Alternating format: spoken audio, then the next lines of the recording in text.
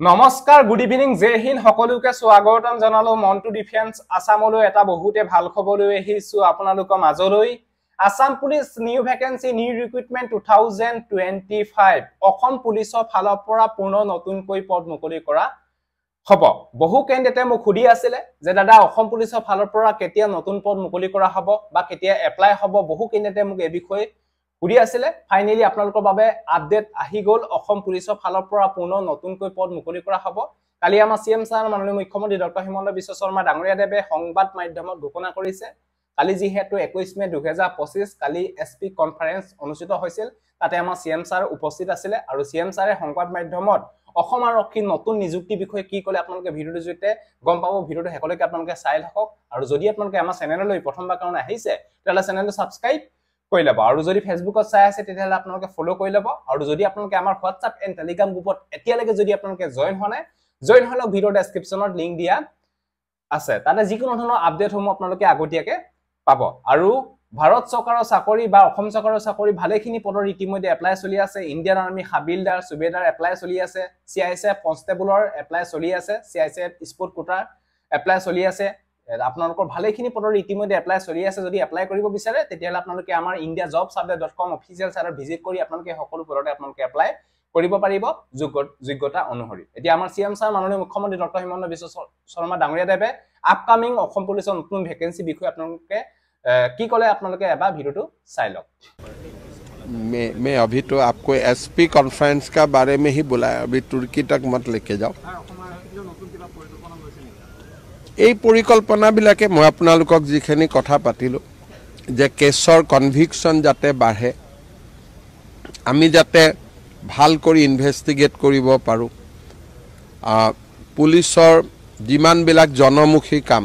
certificate verification এইবিলাক যাতে তৎপৰ কৰি দিব পাৰে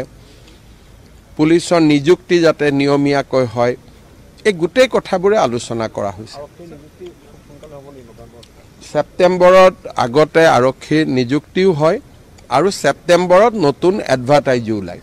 আমাৰ গোটেই কনসেপ্টটোৱে হ'ল যে অসম আৰক্ষীত কোনো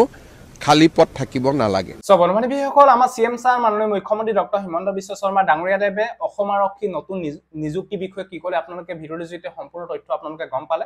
যে সেপ্টেম্বৰ মাহত নতুন নিযুক্তিও হয় আৰু নতুন এডভাৰটাইজমেন্টও আহে বুলি আমাৰ সিএম ছাৰে কৈছে যোৱা 2023 চনত আপোনালোকৰ অক্টোবৰ মাহৰ 7 তাৰিখে অসম পুলিচৰ ফালৰ পৰা নতুন ভ্যাকেন্সি মুকলি কৰা হৈছিল তাৰ পিছৰ পৰা এতিয়ালৈকে বৰ্তমান কোনো ধৰণৰ ভ্যাকেন্সি অহা নাই 2024 চনতো ভ্যাকেন্সি অহা নাই 2025 চনতো এতিয়ালৈকে ভ্যাকেন্সি অহা নাই এটা 2023 চনৰ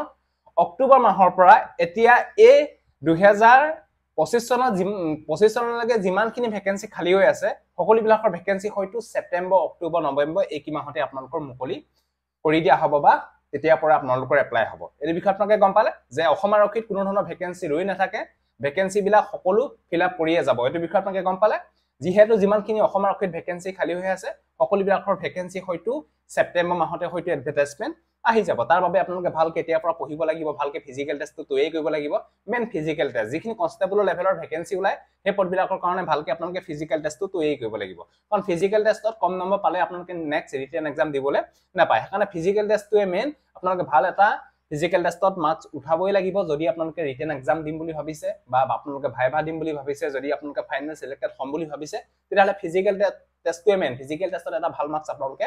পাবই লাগিব তাৰ বাবে এতিয়া পৰা আপোনালোকে চেষ্টা কৰিব লাগিব এই বিষয়ে আপোনালোকে গম পালে লাহে লাহে আপোনালোকে ৰানিংটো ষ্টাৰ্ট কৰি দিয়ক যিসকল কেন্ডিডেট 18 বছৰ হৈছে তেওঁলোকে এতিয়া পৰা ভালকে চেষ্টা কৰক যদি আপোনালোকৰ ইন্টাৰেষ্ট আছে যদি ডিফেন্সত যদি চাকৰি কৰিম বুলি ভাবিছে বা অসম আৰক্ষীত যদি চাকৰি কৰিম বুলি ভাবিছে তেতিয়াহলে আপোনালোকে এতিয়া পৰা ভালকে ষ্টাৰ্ট কৰক যিসকল কেন্ডিডেট হাই সেকেন্ডাৰী পাছ কৰিছে তেওঁলোকৰ হয়তো বয়সটো হৈ যাব এবা 18 বছৰ হৈ যাব তেওঁলোকে এতিয়া পৰা যদি চেষ্টা কৰে নিশ্চয় তেওঁলোকে কম বয়সতে হয়তো চাকৰিটো পাই যাব এটা ইণ্ডিয়ান আৰ্মিও আপোনালোকৰ ৰিটেন এক্সাম অনুষ্ঠিত হ'ব জুন মাহত যদি এপ্লাই কৰিছে ভালকে আপোনালোকে পঢ়ক অসম আৰক্ষী কাৰণ অসম আৰক্ষীও ভ্যাকেন্সি আহিব আৰু লগতে আপোনালোকে এসএসসি জিডি কনষ্টেবলৰ ভ্যাকেন্সি আহিব জুলাই আৰু সেপ্টেম্বৰ আৰু অক্টোবৰ মাহত আপোনালোকৰ এসএসসি জিডি কনষ্টেবলৰ ভ্যাকেন্সি আহিব যদি ভালকে আপোনালোকে পঢ়ে ভালকে আপোনালোকে যদি ফিজিক্যাল টেষ্টৰ কাৰণে তৈয়াৰ কৰে নিশ্চয় আপোনালোকে সাকসেসফুল হ'বই